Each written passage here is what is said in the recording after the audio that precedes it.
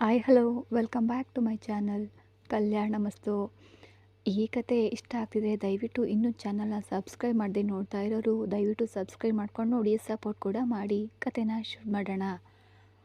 ನೀವು ಕೇಳಬೇಕು ಅಂದ್ಕೊಂಡೆ ತಾನೇ?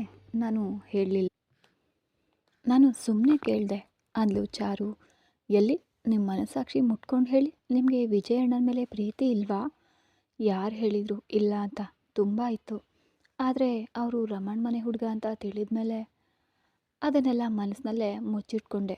ಯಾಕೆ? ರಮಣ್ ಮನೆ ಹುಡುಗನಾಗಿದ್ದರೆ ಏನಾಯಿತು? ಬೇಡ, ನಾ ಹೇಳಿದರೆ ನಿನ್ನ ಮನಸ್ಸಿಗೆ ಕಷ್ಟ ಆಗುತ್ತೆ. ಕಷ್ಟಪಡೋದಕ್ಕೆ ಏನಿದೆ ಅಕ್ಕ? ನನಗೆ ಅವ್ರ ಬಗ್ಗೆ ಎಲ್ಲ ತಿಳಿದೇ ಇದೆ ತಾನೇ. ಅದನ್ನು ತಿಳ್ಕೊಂಡ್ಮೇಲೆ ತಾನೇ ಅವ್ರ ಜೀವನಕ್ಕೆ ನಾ ಬಂದಿದ್ದು. ನನಗೂ ಪ್ರೀತಿಗೂ ಆಗಿ ಬರೋದಿಲ್ಲ, ಅದು ಶ್ರೀಮಂತರಿಗೂ ನಮಗೂ ಆಗಿ ಬರೋದೇ ಇಲ್ಲ ಅಂದ್ಲು ಚಾರು. ನಮಗ ನೀವು ಮಾತ್ರ ಅಂತ ಹೇಳಿದ್ರಿ. ಹಾಗಾದರೆ ನನಗೆ ಹೇಳೋದಷ್ಟು ಸಸ್ಪೆನ್ಸ್ ಇದೆಯಾ ನಿಮ್ಮಲ್ಲಿ?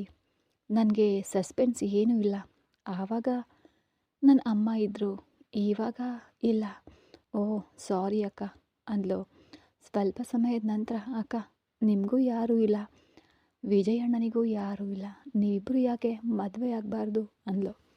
ನನಗೂ ಮದುವೆಯಲ್ಲಿ ಆಸಕ್ತಿ ಇಲ್ಲ, ಇನ್ನು ಮುಂದೆ ಎಂದಿಗೂ ವಿಜಯ್ ಬಗ್ಗೆ ಮಾತನಾಡಬೇಡ ಅಂದವಳ ಕಣ್ಣುಗಳು ತುಂಬಿ ಬಂದವು. ಎದ್ದು ಹೊರಟು ಹೋದ್ಲು ಚಾರು. ಒಳಗೊಳಗಡೆ ಪ್ರೀತಿಯನ್ನು ಇಟ್ಕೊಂಡು ಮುಚ್ಚಿಡ್ತಿದ್ದೀರಾ, ಆದರೆ ನಾನು ನಿಮ್ಮಿಬ್ಬರನ್ನ ಒಂದು ಮಾಡೇ ಮಾಡ್ತೀನಿ ಅಂದ್ಕೊಂಡ್ಲು ಆಕಾಂಕ್ಷ. ತನ್ನ ಮೊಬೈಲಿಂದ ವಿಜಯ್ಗೆ ಕರೆ ಮಾಡಿದ್ಲು. ಆ ಕಡೆಯಿಂದ ಕರೆ ಸ್ವೀಕರಿಸಿದ ವಿಜಯ್, ಏನಮ್ಮ ಆಕಾಂಕ್ಷ, ಅಣ್ಣನ ನೆನಪೇ ಇಲ್ವಾ? ಇದೆಯೋ ಅಂದ. ಅದೆಲ್ಲ ತುಂಬ ಇದೆಯಣ್ಣ, ಯಾವಾಗ ಚೆನ್ನೈಗೆ ಬರ್ತೀರಾ?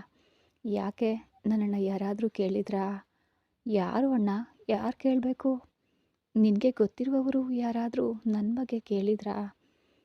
ಅರ್ಥ ಆಯಿತು, ಅವನು ಯಾರ ಬಗ್ಗೆ ಕೇಳ್ತಿದ್ದಾನೆ ಅಂತ. ಆದರೂ ಅವನನ್ನು ರೇಗಿಸೋದಕ್ಕಾಗಿ ನನಗೆ ನಿಮ್ಮನ್ನು ನೀವು ಗೊತ್ತು, ರಮಣ್ ಸರ್ ಗೊತ್ತು, ನಮ್ಮ ಚಿಂತಾಮಣಿ ಅಕ್ಕ ಗೊತ್ತು, ಅಷ್ಟೇ. ನಾವು ಮೂವರು ಕೇಳಲಿಲ್ವಲ್ಲ. ಇವರೆಲ್ಲ ನಮ್ಮ ಮನೆಯಲ್ಲಿ ಇರುವವರು, ನಿಮ್ಮ ಹಾಸ್ಪಿಟಲ್ನಲ್ಲಿ ಯಾರು ಕೇಳಲಿಲ್ವಾ ಅಂದನು ಕುತೂಹಲದಿಂದ. ಈ ಹಾಸ್ಪಿಟಲ್ನಲ್ಲಿ ನಿಮಗೆ ಯಾರಾದರೂ ಗೊತ್ತಾ? ಇಲ್ಲ, ಯಾರಾದರೂ ಕೇಳಬೇಕು ಅಂತ ಆಸೆ ಪಡ್ತಿದ್ದೀರಾ ಅಂದ್ಲು. ಚೇಚೆ, ನಾನು ಯಾಕೆ ಆಸೆ ಪಡ್ತೀನಿ, ಸುಮ್ಮನೆ ಕೇಳಿದೆ. ನೀ ಚೆನ್ನಾಗಿದೀಯಾ? ಇಷ್ಟೊಂದು ಆಸೆಯನ್ನಿಟ್ಕೊಂಡು ಇಬ್ಬರು ಕಣ್ಣ ಮುಚ್ಚಲೆ ಆಡ್ತೀರಾ ಅಂದ್ಕೊಂಡವಳು. ಅಣ್ಣ ನೀವು ಯಾವಾಗ ಬರ್ತಿದ್ದೀರಿ? ಇನ್ನು 3 ತಿಂಗಳಾಗುತ್ತಮ್ಮ, ಬೇಗ ಬನ್ನಿ ಖಂಡಿತ. ಆಮೇಲೆ ನನ್ನ ಅಣ್ಣ ಏನು ಮಾಡ್ತಿದ್ದಾನೆ? ನನ್ನ ರಾಜ, ನನ್ನ ಬಾಳಲ್ಲಿ ಬಂದ ಪ್ರೇಮ ದೇವಿ ನೀನು ಅಂತ ಹಾಡು ಹಾಡ್ತಾನಾ? ನಿನ್ನ ಬೆನ್ನ ಹಿಂದೆ ಸುತ್ತುತ್ತಿದ್ದಾನಾ? ಈ ತರಹದ ಡೀಟೇಲ್ಸ್ ಎಲ್ಲ ನಿಮ್ಮ ಅಣ್ಣನ ಬಳಿ ಕೇಳಿಬಿಡ್ಬಹುದು ಅಲ್ವಾ? ಏನು ತಾಯಿ ಈ ಕೊಲವೆರಿ, ಅಣ್ಣ ಅಣ್ಣ ಅಂತೀಯ? ಅದೆಲ್ಲ ಬರೀ ಮಾತಿಗೆ ತಾನೇ. ನಾನು ಬದುಕಿರೋದು ನಿಮಗೆ ಇಷ್ಟ ಇಲ್ವಾ? ಪಾಪ, ಅವರ ಏಟನ್ನೆಲ್ಲ ತಡೆಯುವ ದೇಹನ ನಂದು ಅಂದ. ನಕ್ಕವಳು ಕ್ಷೇಮ ವಿಚಾರಿಸಿ ಇಬ್ಬರನ್ನು ಹೇಗಾದರೂ ಮಾಡಿ ಒಂದು ಮಾಡಬೇಕು, ಅದಕ್ಕೆ ಏನು ಮಾಡಬಹುದು ಅಂತ ಯೋಚಿಸ್ತಾ ಇದ್ಲು. ಆದರೆ ಪಾಪ ಅವಳಿಗೆ ಗೊತ್ತಿರಲಿಲ್ಲ, ಬರಲಿರುವ ಮುಂದೆ ದಿನಗಳು ತನ್ನನ್ನೇ ಯಾರಾದರೂ ಒಂದು ಮಾಡಿದರೆ ಮಾತ್ರ ಒಂದಾಗಲು ಸಾಧ್ಯ ಅಂತ. ಹೀಗೆ 1 ತಿಂಗಳು ಕಳೆದ ದಿನ ರಮಣ್ ಮುಖ್ಯವಾದ ಕೆಲಸದ ಮೇಲೆ ಕಚೇರಿಗೆ ಹೊರಟು ಹೋದ. ಊಟ ಮಾಡೋಣ ಅಂತ ಚಿಂತಾಮಣಿ ಅಕ್ಕ ಅಂತ ಕೂಗ್ತಲೇ ಆಕಾಂಕ್ಷ ಅಡುಗೆ ಮನೆಗೆ ಹೋದ್ಲು. ಅಲ್ಲಿ ಅವರು ಮಗು, ಅಲ್ಲಿ ಆಳುಗಳು ಊಟ ಮಾಡ್ತಿದ್ದಾರೆ. ತಗೊಂಡು ಹೋದ ಸಾಂಬಾರು ಸಾಕಾಗಲಿಲ್ಲ. ನಾನು ಈ ಸಾಂಬಾರನ್ನು ಮಾತ್ರ ಹೊರಗಿನವ್ರಿಗೆ ಕೊಟ್ಟು ಬಂದುಬಿಡ್ತೀನಿ, ನೀನು 5 ನಿಮಿಷ ಕಾಯ್ತೀಯಾ? ಇಲ್ಲ ನಿನಗೆ ಊಟ ಬಡಿಸ್ಬಿಟ್ಟು ಹೋಗ್ಲಾ ಅಂದ್ಲು. ಅಕ್ಕ ನೀವು ಮೊದಲು ಊಟ ಮಾಡ್ತಿರೋರನ್ನ ನೋಡಿ, ಅವರೇ ಮುಖ್ಯ ತಾನೇ, ನೀವು ಹೋಗಿ, ನಾನು ನೋಡ್ಕೊಳ್ತೀನಿ. ಸರಿ ಮಗು ಅಂದವರು ಹೊರಟರು. ಆಕಾಂಕ್ಷ ಒಂದು ತಟ್ಟೆ ತಗೊಂಡು ಅನ್ನ ಹಾಕ್ಕೊಂಡು ಸಾರಣ ಎತ್ತಿ ಹಾಕೊಳ್ಳುವಾಗ ಅದರೊಳಗೆ ಹಲ್ಲಿ ಇತ್ತು. ಅಯ್ಯೋ, ಹಲ್ಲಿ ಬಿದ್ದಿರೋದನ್ನು ಇವರು ತಿಳಿಯದೆ ಅಕ್ಕ ಸಾರಣ ತಗೊಂಡು ಹೋಗಿ ಕೊಡ್ತಿದ್ದಾರಲ್ಲ ಅಂದವಳು ವೇಗವಾಗಿ ಅದನ್ನು ಹಾಗೇನೆ ಇಟ್ಟು ಹೊರಗೆ ಬಂದಳು. ಅಲ್ಲಿ ಯಾರು ಕೂಡ ಇರಲಿಲ್ಲ. ಖಂಡಿತವಾಗಿಯೂ ಹಿಂದೆ ಜೈಲಿನಲ್ಲಿರುವ ಜನರಿಗೆ ತಾನೇ ಊಟ ಕೊಡಲು ಹೋಗಿದ್ದಾರೆ ಅಂದ್ಕೊಂಡವಳು ಗಡಿಬಿಡಿಯಿಂದ ಅಲ್ಲಿಗೆ ಬರುವಾಗ ರಮಣನ ತಂದೆ ಇದ್ದರು. ರಮಣ್ ತಂದೆ ಮಾತ್ರ ಆ ಕೋಣೆಯಲ್ಲಿ ಇರಲಿಲ್ಲ. ಆದರೆ ಅವರ ಕುಟುಂಬದವರಿಗೂ ಆ ಊಟವನ್ನು ಈಗಾಗಲೇ ಬಡಿಸಲಾಗಿತ್ತು. ಅವರೆಲ್ಲರೂ ಪ್ರಜ್ಞಾಹೀನ ಸ್ಥಿತಿಯಲ್ಲಿ ಇದ್ದರು.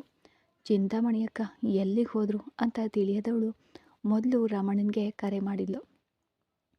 ರಮಣ್ ಮತ್ತು ಅವನ ಚಿಕ್ಕಪ್ಪ ಇಬ್ಬರು ರಮಣ್ಗೆ ಸೇರಿದ ಐಷಾರಾಮಿ ಸ್ಟಾರ್ ಹೋಟೆಲ್ನಲ್ಲಿ ಮುಖ್ಯವಾದ ಸಭೆಯಲ್ಲಿ ಇದ್ದರು. ವಿದೇಶಿ ಕಂಪನಿಯೊಂದಿಗೆ ಮಾತುಕತೆಯಲ್ಲಿದ್ದ. ಅವನು ಕಬ್ಬಿಣದ ಕಾರ್ಖಾನೆಗಳನ್ನು ವಿದೇಶದಲ್ಲಿ ಸ್ಥಾಪಿಸಲು ಮುಖ್ಯವಾದ ಒಪ್ಪಂದದ ಮಾತುಕತೆಯಲ್ಲಿದ್ದ. ಅವನ ಫೋನ್ ಸೈಲೆಂಟ್ನಲ್ಲಿ ಇದ್ದಿದ್ದರಿಂದ ಅವನು ಗಮನಿಸಲಿಲ್ಲ. ಅವನು ಫೋನ್ ಎತ್ತದೇ ಇದ್ದಾಗ ತನ್ನ ಮೊಬೈಲ್ ತಗೊಂಡು ಚಾರುಗೆ ಕರೆ ಮಾಡಿದ್ಲು ಆಕಾಂಕ್ಷ. ಹೊರಗೆ ಬಂದವಳು ಸೆಕ್ಯೂರಿಟಿ ಹತ್ರ ಬಂದು, ಅಣ್ಣ, ಜೈಲಿನ ಬಾಗಿಲು ತೆಗೀರಿ, ಅವರೆಲ್ಲರೂ ಪ್ರಜ್ಞೆ ತಪ್ಪಿ ಬಿದ್ದಿದ್ದಾರೆ. ರಮಣ್ ಸರ್ ಹೇಳ್ದೆ ನಾ ಏನನ್ನು ಮಾಡಲು ಸಾಧ್ಯ ಇಲ್ಲಮ್ಮ ಅಂದ ಸೆಕ್ಯೂರಿಟಿ. ಅಣ್ಣ, ಅವ್ರ ಜೀವಕ್ಕೆ ಏನಾದರೂ ತೊಂದರೆ ಆದರೆ ಆಮೇಲೆ ಅವರಿಗೆ ತಾನೇ ಸಮಸ್ಯೆ. ಅವರು ಫೋನ್ನ ಎತ್ತುತ್ತಾ ಇಲ್ಲ. ಏನೇ ಇದ್ರೂ ನಾನು ನೋಡ್ಕೊಳ್ತೀನಿ, ಪ್ಲೀಸ್ ಬಾಗಿಲು ತೆಗೀರಿ ಅಂತ ಹೇಳ್ತಿರುವಾಗಲೇ ಸಿರಜ್ ಆಸ್ಪತ್ರೆಯ ಆ್ಯಂಬುಲೆನ್ಸ್ ಬಂತು. ತಾವು ಹೇಳಿದ ತಕ್ಷಣವೇ ಆ್ಯಂಬುಲೆನ್ಸ್ ವೇಗವಾಗಿ ಬಂದಿದ್ದನ್ನು ನೋಡಿ ಆಕಾಂಕ್ಷೆಗೆ ಆಶ್ಚರ್ಯ ಕೂಡ ಆಯಿತು. ಆಕೆಯ ಮಾತನ್ನು ಕೇಳಿ ಸೆಕ್ಯೂರಿಟಿ ಬಾಗಿಲು ತೆರೆಯಲು ಆ್ಯಂಬುಲೆನ್ಸ್ನಲ್ಲಿ ಬಂದವರು ರಾಮ್ ಅವರನ್ನು ಮಾತ್ರ ಹತ್ತಿಸ್ಕೊಂಡ್ರು. ಇವರನ್ನು ಕರ್ಕೊಂಡು ಹೋಗಿ, ಇವರಿಗೂ ಹುಷಾರಿಲ್ಲ, ವಯಸ್ಸಾದವರು, ಇವರೇ ಗಂಭೀರ ಸ್ಥಿತಿಯಲ್ಲಿದ್ದಾರೆ ಅಂದಿದ್ದಕ್ಕೆ ಈ ಆ್ಯಂಬುಲೆನ್ಸ್ನಲ್ಲಿರುವ ಪ್ರಥಮ ಚಿಕಿತ್ಸೆ ಔಷಧಗಳು ಒಬ್ಬರಿಗೆ ಮಾತ್ರ ನೀಡಲು ಸಾಧ್ಯ, ಇನ್ನೊಂದು ಆ್ಯಂಬುಲೆನ್ಸ್ ಬರ್ತಾ ಇದೆ ಅಂತ ಹೇಳಿ ಅವರು ರಾಮ್ ಅವರನ್ನು ಮಾತ್ರ ಕರ್ಕೊಂಡು ಹೋಗಲು ಆಕಾಂಕ್ಷೆ ಮನಸ್ಸು ಈಗಲೇ ಅವರ ರಕ್ತದ ಮಾದರಿನ ತಗೊಂಡು ಇಟ್ಕೋ ಅಂತ ಒಳಗಿನಿಂದ ಹೇಳ್ತಾನೆ ಇತ್ತು. ಆ ಕ್ಷಣವೇ ಅವಳು ಯೋಚಿಸ್ದೆ, ಆ್ಯಂಬುಲೆನ್ಸ್ಲಿರುವ ವೈದ್ಯರ ಬಳಿ 1 ನಿಮಿಷ ಅಂದವಳು ಅವರಿಂದ ಒಂದು ಸಿರಜ್ನ ಪಡೆದು ತನ್ನ ಮಾವನ ರಕ್ತದ ಮಾದರಿಯನ್ನು ತೆಗೆದು ಕಳಿಸ್ಬಿಟ್ಲು. ಆ ಆ್ಯಂಬುಲೆನ್ಸ್ ಹೊರಗೆ ಹೋಗ್ತಾ ಇದ್ದಂತೆ ಇನ್ನೊಂದು ಆ್ಯಂಬುಲೆನ್ಸ್ ಕೂಡ ಬಂತು. ಅದರಲ್ಲಿ ರಮಣನ ಕುಟುಂಬದವರನ್ನು ಹತ್ತಿಸಿ ಕಳುಹಿಸಿ ಚಿಂತಾಮಣಿಯನ್ನು ಹುಡ್ಕೊಂಡು ಇನ್ನೊಂದು ಕೋಣೆಗೆ ಬಂದಳು. ಅಲ್ಲಿ ಅವರು ಉಳಿದವರಿಗೆ ಊಟವನ್ನು ಬಡಿಸ್ತಾ ಇದ್ರು. ಗಾಬರಿಯಾದ ಆಕಾಂಕ್ಷ ಅದನ್ನು ತಡೆದು, ಅಕ್ಕ, ಈ ಊಟದಲ್ಲಿ ಹಲ್ಲಿ ಬಿದ್ದಿದೆ, ಇವರಿಗೆ ಬೇರೆ ಊಟವನ್ನು ಕೊಡಿ ಅಂದ್ಲು. ಹಲ್ಲಿಯ? ನಮ್ಮ ಮನೆಯ ಗೋಡೆ ಮೇಲೆ ಹಲ್ಲಿಯು? ಅದು ಇರೋದಿಲ್ವಲ್ಲಮ್ಮ ಅಂತ ಯೋಚಿಸಿ ಚಿಂತಾಮಣಿಗೆ ಏನೋ ತಪ್ಪಾಗಿದೆ ಅನ್ನಿಸ್ತು. ಅವರು ಯೋಚಿಸ್ತಾ ನಿಂತಿರೋದನ್ನು ಕಂಡ ಆಕಾಂಕ್ಷ ಅವರ ಕೈಯನ್ನು ಹಿಡಿದು ಅಡುಗೆ ಮನೆಗೆ ಕರ್ಕೊಂಡು ಹೋದ್ಲು. ಅಡುಗೆ ಮನೆಯಲ್ಲಿ ಒಂದು ತಟ್ಟೆಯಲ್ಲಿ ಎತ್ತಿಟ್ಟಿದ್ದ ಹಲ್ಲಿ ಅವರಿಗೆ ತೋರಿಸಿ ನಡೆದದನ್ನು ಹೇಳಿ, ನಾನು ಆಸ್ಪತ್ರೆಗೆ ಹೋಗ್ತಿದ್ದೀನಿ ಅಕ್ಕ, ಯಾವುದೇ ಕಾರಣಕ್ಕೂ ಇದನ್ನು ರಮಣ್ ಹತ್ರ ಹೇಳಬೇಡಿ ಅಂದ್ಲು. ಯಾಕೆ ಮಗು, ಯಾಕೆ ಅಂದರು. ಅವರು ಗುಣಮುಖರಾಗಿ ಬರ್ತಾರೆ ಅಕ್ಕ, ಇವರು ಇಲ್ಲಿದ್ದರೆ ಮಾತ್ರ ಅವರು ರಮಣ್ ಸರ್ ಬಗ್ಗೆ ಯಾರ ಬಳಿಯೂ ಏನು ಹೇಳೋದಿಲ್ಲ, ಅವರಿಗಾಗಿ ತಾನೇ ಅಂದವಳು ಚಾಲಕನನ್ನು ಕರೆಸಿ ವೇಗವಾಗಿ ಆಸ್ಪತ್ರೆಗೆ ಹೋದ್ಲು.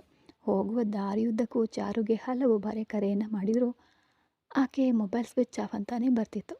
ಸರಿ, ಚಾರ್ಜ್ ಇರೋದಿಲ್ವೇನೋ, ಆಸ್ಪತ್ರೆಯಲ್ಲಿ ಹೋಗಿ ನೋಡ್ಕೊಳ್ಳೋಣ ಅಂತ ಆಸ್ಪತ್ರೆಯೊಳಗಡೆ ಹೋದ್ಲು. ಆಕಾಂಕ್ಷ ಒಳಗೆ ಬರುವಾಗಲೇ ರಮಣನ ಕುಟುಂಬದವರು ಮೊದಲು ನೋಡಿದ್ರು ಅವರೆಲ್ಲರೂ ಚೇತರಿಸ್ಕೊಂಡಿದ್ದಾರೆ ಅಂತ ತಿಳಿದ ತಕ್ಷಣ ಅವರ ಬಳಿ ಪರೋಕ್ಷವಾಗಿ ಎಚ್ಚರಿಸಿ ರಮಣ್ ಸರ್ ಬಗ್ಗೆ ಯಾರ ಬಳಿಯೂ ಹೇಳಬಾರ್ದು ಅನ್ನೋದನ್ನು ತಿಳಿಸಿ ನೆಮ್ಮದಿಯಿಂದ ರಾಮ್ ಸರ್ ಎಲ್ಲಿದ್ದಾರೆ ಅಂತ ಹುಡುಕೊಂಡು ಹೋದ್ಲು. ಅಲ್ಲಿ ಅಕ್ಕಪಕ್ಕದಲ್ಲಿ ಎಲ್ಲೂ ಕೂಡ ಇರಲಿಲ್ಲ. ತುರ್ತು ನಿಗಾ ಘಟಕದಲ್ಲೂ ಅವರು ಇರಲಿಲ್ಲ. ನಂತರ ರಿಸೆಪ್ಷನಲ್ಲಿ ಯಾರೂ ಬಂದಿಲ್ಲ ಅಂತ ಹೇಳಿದರು. ಚಾರು ಅಕ್ಕ ಇಲ್ಲಿ ಅಡ್ಮಿಷನ್ ಮಾಡಿಸಿದ್ದೇನೆ ಅಂತ ಹೇಳಿದ್ರಲ್ಲ, ನಿಮಗೆ ವಿಷಯ ತಿಳಿಯದೆ ಚಾರು ಮೇಡಮ್ 1 ತಿಂಗಳ ಮುಂಚೆನೇ ಕೆಲಸಕ್ಕೆ ರಾಜೀನಾಮೆ ನೀಡ್ತೇನೆ ಅಂತ ಬರ್ಕೊಟ್ಟು ನಿನ್ನೆನೇ ಕೆಲಸಕ್ಕೆ ಬರೋದು ನಿಲ್ಲಿಸ್ಬಿಟ್ಟಿದ್ದಾರೆ ಅಂದ್ಲು. ಮೊದಲ ಪೆಟ್ಟು ಯಾರೋ ಸುತ್ತಿಗೆಯಿಂದ ತಲೆಗೆ ಬಾರಿಸಿದಂತೆ ಆಯಿತು. ಜೊತೆಯಲ್ಲೇ ಇದ್ದೇನೆ, ನಿನ್ನೆ ಮಧ್ಯಾಹ್ನವೂ ಅವ್ರ ಜೊತೆ ಕುಳಿತು ಊಟ ಮಾಡಿದ್ದೇನೆ. ಹಾಗಿರುವಾಗ ಒಂದು ಮಾತು ಕೂಡ ಹೇಳಿಲ್ವಲ್ಲ ಅನ್ನೋ ವೇದನೆಯಲ್ಲಿ ಮತ್ತೆ ಮತ್ತೆ ಆಕೆಗೆ ಕರೆ ಮಾಡಲಾಗಿ ಅಲ್ಲಿಯೂ ಅವರ ಮೊಬೈಲ್ ಸ್ವಿಚ್ ಆಫ್ ಅಂತಾನೆ ಬಂತು. ಒಂದು ವೇಳೆ ಚಾರು ಅಕ್ಕನಿಗೆ ಅವ್ರ ಚಿಕ್ಕಪ್ಪನಿಂದ ಏನಾದರೂ ತೊಂದರೆ ಆಗಿದೆಯಾ? ಹಲವು ಯೋಚನೆಗಳು ನೆನಪಿಗೆ ಬರಲು ನೇರವಾಗಿ ಚಾರು ಮನೆಗೆ ಹೋದ್ಲು. ಅಲ್ಲಿ ಮನೆ ಬಾಡಿಗೆಗೆ ಇದೆ ಅನ್ನೋ ಬೋರ್ಡ್ ಇತ್ತು. ಆ ಬೋರ್ಡನ್ನು ನೋಡಿ ಇದೆಲ್ಲ ಕನಸು ಅಥವಾ ನಿಜಾನೋ ಅಂತ ತನ್ನನ್ನು ತಾನೇ ಕೇಳಿಕೊಂಡ್ರು ಆಕೆಗೆ ಅಳು ಮಾತ್ರ ಬಂತು. ಇದೆಲ್ಲ ಯೋಜಿತ ಕೃತ್ಯನ? ಅಕ್ಕ ಅಕ್ಕ ಅಂತ ಒಡನಾಡಿ ನನ್ನನ್ನು ಯಾಮಾರಿಸಲು ಅವ್ರಿಗೆ ಹೇಗೆ ಮನಸ್ಸು ಬಂತು? ಇವರಿಗೆ ಸಹಾಯ ಮಾಡಲು ಹೋಗಿ ನಾನು ದೊಡ್ಡ ತೊಂದರೆಯಲ್ಲಿ ಸಿಕ್ಬಿದ್ದೆ ಅಂತ ನೊಂದ್ಕೊಂಡ್ಳು. ಮತ್ತೆ ಆಸ್ಪತ್ರೆಗೆ ಬಂದು ರಮಣನ ಕುಟುಂಬದವರು ಗುಣಮುಖರಾಗಿದ್ದಾರಾ ಅಂತ ತಿಳಿದು ಅವರಿಗೆ ಹಣ ಪಾವತಿಸಿ ಅವ್ರನ್ನ ಜೊತೆಯಲ್ಲೇ ಒಂದು ವಾಹನದಲ್ಲಿ ಕರ್ಕೊಂಡು ಬಂದು ಅವರಿಗೆಂದು ಮೀಸಲಿಟ್ಟಿದ್ದ ಕೋಣೆಯಲ್ಲಿ ತಂದುಬಿಟ್ಲು. ಯಾಕೋ ಅವರನ್ನು ಜೈಲಿನಲ್ಲಿಡೋದು ಮನಸ್ಸಿಗೆ ಪಾಪ ಅಂತ ಅನಿಸಿದ್ರು ಪ್ರಸ್ತುತ ಪರಿಸ್ಥಿತಿಯನ್ನು ಪರಿಗಣಿಸಿ ಅದನ್ನು ಮಾಡಿದ್ಲು. ನಂತರ ತನ್ನ ಕೋಣೆಗೆ ಬಂದು ಕುಳಿತಿದ್ಲು. ಮನಸ್ಸೆಲ್ಲ ತುಂಬ ಭಾರ ಅನ್ನಿಸ್ತು. ನೋವು, ನಿರಾಶೆ. ಚಾರು ಅಕ್ಕ ಹಾಗೆ ಮಾಡ್ತಾರೆ. ಅವ್ರ ಮುಖ ನೋಡಿದರೆ ಮೋಸ ಮಾಡುವಂತಹ ರೀತಿಯಲ್ಲಿ ಕಾಣ್ತಿರ್ಲಿಲ್ಲ. ಹೀಗೆಲ್ಲ ಮಾಡಲು ಕಾರಣ ಏನು ತಿಳಿತಾ ಇಲ್ವಲ್ಲ. ಮುತ್ತರ್ಸಿ ಅತ್ತೆ ಹೇಗೆ ಮಗನ ಬಿಟ್ಟು ಹೋಗ್ತಾರೆ? ಇಷ್ಟೆಲ್ಲ ತೊಂದರೆಗಳಿದ್ದರೂ ಈ ಮನೆಯ ಸುತ್ತಲೇ ಇದ್ದವರು ಇಂದು ಮಾತ್ರ ಹೇಗೆ ಹೋದರು? ಒಂದು ವೇಳೆ ಅವರ ಚಿಕ್ಕಪ್ಪನೇ ಇದೆಲ್ಲವನ್ನ ಮಾಡಿಸಿರಬಹುದಾ? ನಡೆದನ್ನು ಬೇರೆಯವರು ಹೇಳುವ ಮುನ್ನವೇ ನಾನೇ ಮೊದಲು ರಮಣ್ಣವ್ರಿಗೆ ಸ್ಪಷ್ಟವಾಗಿ ತಿಳಿಸ್ಬಿಡಬೇಕು ಅಂತ ಮತ್ತೆ ತನ್ನವನಿಗೆ ಕರೆ ಮಾಡಿದ್ಲು ಆಕಾಂಕ್ಷ. ಆದರೆ ಅವನ ಫೋನ್ ಎತ್ತಲೇ ಇಲ್ಲ. ಹಲವು ಯೋಚನೆಗಳು ಮೂಡಿದ್ವು. ದಿನ ಇಡೀ ಹಸಿವೆ ಆಗಲಿಲ್ಲ. ಬರಲಿರುವ ತನ್ನವನನ್ನು ನೆನೆದು ಮನಸ್ಸು ಭಾರ ಆಯಿತು. ತನ್ನ ಮಾವ ಇಲ್ಲಿ ಇಲ್ಲದೇ ಇರೋದು ಮಾತ್ರ ಅವನಿಗೆ ತಿಳಿದರೆ ನನ್ನ ಬಗ್ಗೆ ತಪ್ಪಾಗಿ ತಿಳ್ಕೊತಾನೋ, ಅವನಿಗೆ ಅವನ ಚಿಕ್ಕಪ್ಪ ಹೇಳೋದೇ ಸರಿ ಅಂತ ಎನಿಸೋದು, ನನ್ನ ಮಾತನ್ನು ಇನ್ನೂ ಕೇಳೋದಿಲ್ಲ ಅಂತ ಅಳ್ತಲೆ ಮಲಗಿದವಳು ನಿದ್ದೆಗೆ ಜಾರಿದ್ಲು. ಸಭೆ ಮುಗಿದ ನಂತರ ತನ್ನ ಪ್ಯಾಂಟ್ ಜಾಬ್ನಲ್ಲಿದ್ದ ಮೊಬೈಲ್ ತೆಗೆದು ನೋಡಿದಾಗ ತನ್ನ ಜೀವವಾದವಳು ಹಲವು ಬಾರಿ ಕರೆ ಮಾಡಿದ್ದಾಳೆ. ಎಲ್ಲರೂ ಊಟ ಮಾಡ್ತಿರುವಾಗ ಚಿಕ್ಕಪ್ಪನನ್ನು ಅವರೊಂದಿಗೆ ಇರಲು ಹೇಳಿ ಮುಂದಿನ ಕ್ಷಣವೇ ಮನೆಗೆ ಬಂದ ರಮಣ್. ಮನೆಗೆ ಬರುವಾಗ ಬಾಗಿಲ ಕಾವಲುಗಾರನ ಮೂಲಕ ಎಲ್ಲವೂ ತಿಳ್ಕೊಂಡು, ಫುಡ್ ಪಾಯ್ಸನ್ ನಮ್ಮ ಮನೆಯಲ್ಲಿಯಾ? ಹಲವು ಜನರನ್ನ ಇಟ್ಟು ಮನೆಯನ್ನೇ ಸ್ವಚ್ಛವಾಗಿಡುವ ನಮ್ಮ ಮನೆಯಲ್ಲಿ ಅಲ್ಲಿ ಹೇಗೆ ಬಂತು? ಮುಂದಿನ ಕ್ಷಣ ಚಿಂತಾಮಣಿಯನ್ನು ಹೊರಗೆ ಹೇಳಿ ಅಂದು ಕೊಟ್ಟ ಆಹಾರವನ್ನು ಅಂದರೆ ಊಟವನ್ನು ತಗೊಂಡು ಬರಲು ಹೇಳಿದವನು ತನ್ನ ಆಸ್ಪತ್ರೆಯಲ್ಲಿರುವ ಪ್ರಯೋಗಾಲಯಕ್ಕೆ ಚಾಲಕನ ಮೂಲಕ ಕೊಟ್ಟು ಕಳಿಸ್ದ.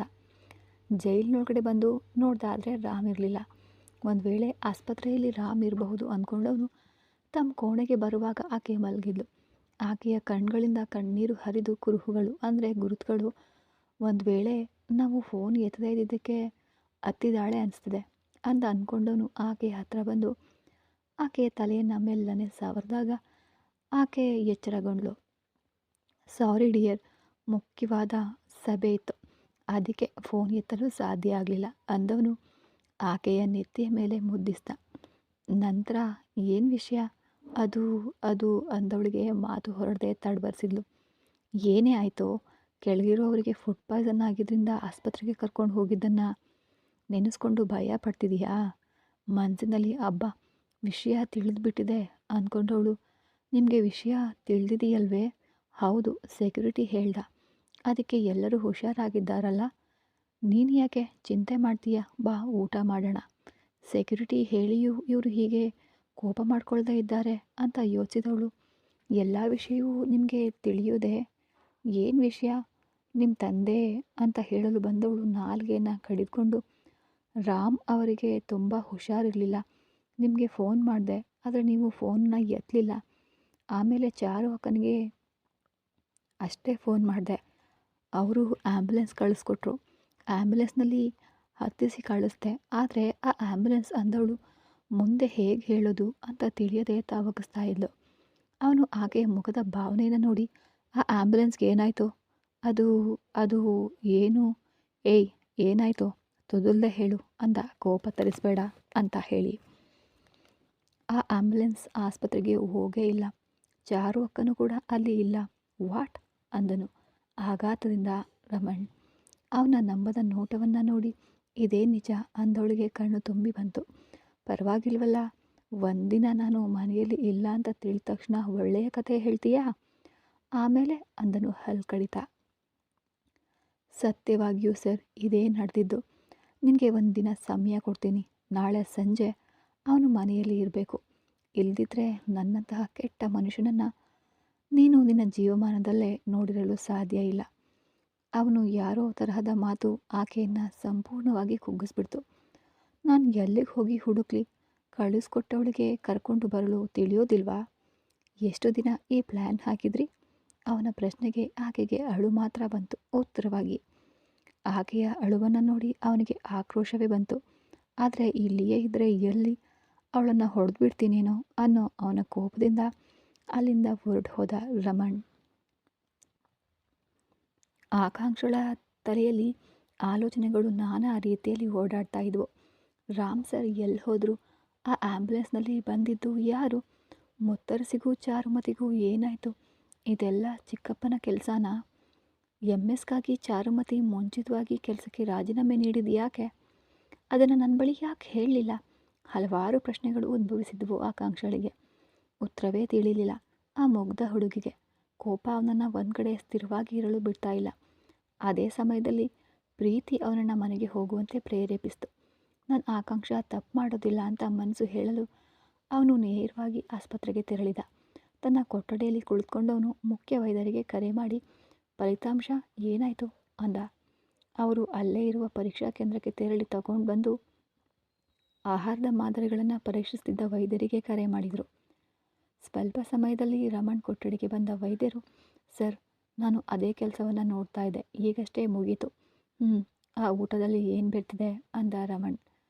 ಜೀವ ತೆಗೆಯುವ ವಿಷಯ ಯಾವುದೂ ಅದರಲ್ಲಿ ಇಲ್ಲ ಸರ್.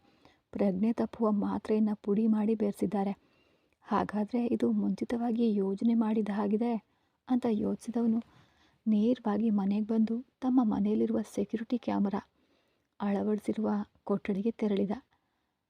ತನ್ನ ಮನೆಯಲ್ಲಿ ನಡೆಯುವ ಎಲ್ಲ ಘಟನೆಗಳನ್ನು ಒಂದೇ ಕಡೆ ಕುಳಿತು ನೋಡುವಂತೆ ಆ ಕೊಠಡಿಯಲ್ಲಿ ಎಲ್ಲ ವ್ಯವಸ್ಥೆಗಳನ್ನು ಮಾಡಿ ಆಗಾಗ ಪರೀಕ್ಷಿಸೋದು ಅವನ ಅಭ್ಯಾಸ ಆಗಿ ಹೋಗಿತ್ತು. ಆದರೆ ಇತ್ತೀಚೆಗೆ ಆಕಾಂಕ್ಷ ಬಂದ ನಂತರ ಆ ಕೊಠಡಿಗೆ ಅವನು ಬಂದಿರಲಿಲ್ಲ. ಅವನ ಮನಸ್ಸು ಅವನನ್ನೇ ಜರೀತು. ಈ ಕ್ಷಣದಲ್ಲಿ CCTV ಕ್ಯಾಮ್ರಾವನ್ನು ಪರಿಶೀಲಿಸಿದ.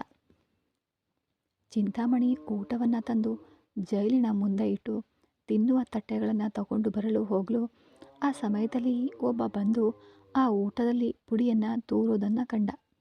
ಆ ಕ್ಷಣವೇ ಕೆಲಸಗಾರನನ್ನು ನಿರ್ವಹಿಸುವ ಮ್ಯಾನೇಜರ್ಗೆ ಕರೆ ಮಾಡಿ ಈ ಕ್ಷಣದಲ್ಲಿ ಇಲ್ಲಿಗೆ ಬರಬೇಕು ಅಂತ ಹೇಳ್ದ. ಕ್ವಾರ್ಟರ್ಸ್ ಒಳಗೆ ಇದ್ದಿದ್ದರಿಂದ ಗಾಬರಿಯಿಂದ ಅವನು ಓಡಿ ಬಂದ ತಕ್ಷಣ ರಮಣ್ ಅವನಿಗೆ ಕ್ಯಾಮರಾದಲ್ಲಿ ಓಡ್ತಾ ಇರುವ ದೃಶ್ಯದಲ್ಲಿದ್ದ ಒಬ್ಬನನ್ನು ತೋರಿಸಿ, ಇವನು ಯಾರು ಅಂದ. ಸರ್, ಇವನು 1 ತಿಂಗಳು ಮುಂಚೆ ಅಷ್ಟೇ ಕೆಲಸಕ್ಕೆ ಸೇರಿದ, ಆದರೆ ಇಂದು ಕೆಲಸಕ್ಕೆ ಬಂದಿಲ್ಲ ಸರ್. ಫೋನ್ ಮಾಡಿದೆ, ಸ್ವಿಚ್ ಆಫ್ ಅಂತ ಬರ್ತಾ ಇದೆ. ಇವನನ್ನು ಇಲ್ಲಿ ಕೆಲಸಕ್ಕೆ ಸೇರಿಸಿದ್ಯಾರು ಅಂದ ರಮಣ್. ಸರ್, ಅದು ಅವನೇ ಸೆಕ್ಯೂರಿಟಿ ಬಳಿ ಕೇಳ್ಕೊಂಡು ಬಂದಿದ್ದಾನೆ. ತಮಗಾಗಿ ಕೆಲಸಕ್ಕೆ ಇಟ್ಕೊಂಡಿರುವ ಆಳುಗಳ ಬಳಿ ಅವನ ಮೊಬೈಲ್ ಸಂಖ್ಯೆಯನ್ನು ತನಿಖೆ ಮಾಡಲು ಹೇಳ್ದ. ತನಿಖೆ ಮಾಡಿದಾಗ ಅವನು ಒಂದೇ ವ್ಯಕ್ತಿಯೊಂದಿಗೆ ಮಾತನಾಡಿದ್ದು ತಿಳಿಯಿತು. ಆ ಒಬ್ಬ ವ್ಯಕ್ತಿ ಬೇರೆ ಯಾರೂ ಆಗಿರಲಿಲ್ಲ, ಚಾರುಮತಿನೇ ಆಗಿದ್ಲು. ಚಾರುಮತಿ ಎಂದ ತಕ್ಷಣ ಆಕಾಂಕ್ಷಳ ನೆನಪು ಬಂತು. ಅವಳು ಹೇಳ್ತಾ ಇದ್ದ ವ್ಯಕ್ತಿ ಇವಳೇ. ಯಾರು ಈ ಚಾರುಮತಿ?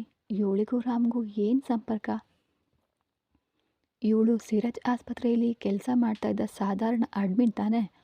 ಒಬ್ಬ ಅಡ್ಮಿನ್ ಆಗಿದ್ಕೊಂಡು ಹೀಗೆ ಇಷ್ಟೊಂದು ದೊಡ್ಡ ಕೆಲಸವನ್ನು ಮಾಡಲು ಹೇಗೆ ಸಾಧ್ಯ? ಚಾರುಮತಿ ಏನೋ ಯೋಜನೆ ಹಾಕ್ಕೊಂಡು ಆ ವ್ಯಕ್ತಿಯನ್ನು ಇಲ್ಲಿಂದ ಅಪಹರಿಸಿದ್ದಾಳೆ. ಹಾಗಾದರೆ ನನ್ನನ್ನು ಹೆತ್ತ ಆ ಹೆಂಗಸು ಎಲ್ಲಿದ್ದಾಳೆ? ಒಂದು ವೇಳೆ ಆ ಹೆಂಗಸೇ ಯೋಜನೆ ಮಾಡಿಕೊಟ್ಟಿದ್ದಾಳ ಏನು? ನನ್ನ ಬಳಿ ಕಣ್ಣ ಮುಚ್ಚಾಲೆ ಆಟನಾ? ನನ್ನ ಮನೆಯ ಯೋಜನೆಗಳೆಲ್ಲ ಅವಳಿಗೆ ಹೇಗೆ ತಿಳಿದಿರಬಹುದು? ಕಣ್ಣುಗಳನ್ನು ಮುಚ್ಚಿ ಆಲೋಚನೆಯಲ್ಲಿ ಮುಳುಗಿರುವಾಗ ಅವನ ಮೆದುಳು ಎಚ್ಚರಿಸಿದ್ದು ಒಂದೇ ಒಂದು ವಿಷಯಕ್ಕೆ. ನನ್ನ ಗಮನವೆಲ್ಲ ಆಕಾಂಕ್ಷಳ ಮೇಲೆ ಇದ್ದಾಗ ಅವರು ನಮಗೆ ವಿರುದ್ಧವಾಗಿ ಸಂಚು ಮಾಡಿದ್ದಾರೆ ಅಂತ. ಚಾರು ಆಕಾಂಕ್ಷಳ ಗೆಳತಿಯಾಗಿದ್ದರೆ ನಮ್ಮ ಮನೆಯ ವಿಷಯಗಳೆಲ್ಲ ಆಕಾಂಕ್ಷಳ ಮೂಲಕನೇ ಅವಳಿಗೆ ತಿಳಿದಿರಲು ಸಾಧ್ಯ. ಅವನಿಗೆ ಕೋಪ ನೆತ್ತಿಗೆರ್ತಾಗ ಆ ಕ್ಷಣದಲ್ಲಿ ತನ್ನ ಕೊಠಡಿಗೆ ಹೋಗಲು ಹಾಲ್ಗೆ ಬಂದ. ಒಳಗೆ ಬಂದ ತಕ್ಷಣ ಚಿಂತಾಮಣಿ, ನೀವು ಹೋದಾಗಿಂದ ಆಕಾಂಕ್ಷಮ್ಮ ಕೇಳಿಗೆ ಬರಲೇ ಇಲ್ಲ.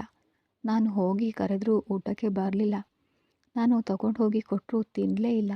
ಅವಳಿಗೆ ಬುದ್ಧಿ ಅನ್ನೋದು ಸ್ವಲ್ಪ ಕೂಡ ಇಲ್ಲ ಅಂದ ರಮಣ್.